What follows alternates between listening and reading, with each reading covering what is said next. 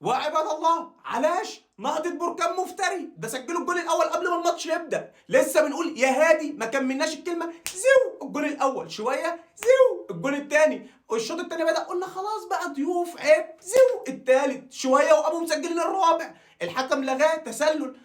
طيب زو الرابع تاني يا اختي يا اختي يا اختي يا دي النيله السوداء، اللي افترى ده حرام عليكم، وليد صاد هينفخكم، انتوا خربتوا بيت الفاف، يعني الراجل طيران ووفر لكم لبس جديد وجاب لكم اقامه وتنقلات وتكاليف وتكفل بيكم شخشوخه واكلكم دعم ودعمكم، وتروحوا تشيلوا اربعه ليه علاش اربعه وفريق نهضه بركان ده فريق طيب قوي، ده كان النهارده ممكن يكسب 6-7 عادي خالص صباح الفل. ايه ده يا اخوانا، نهضه بركان كسب فريق شباب قسنطينه 4-0 مع الشفقه والرحمه، وجون اتسجل واتلغى كمان.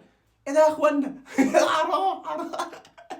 واحسن حاجه في الماتش الروح الرياضيه، يعني اكرموهم في المطار وفي الاستقبال وروح حلوه ما بين الجماهير وكمان في الملعب.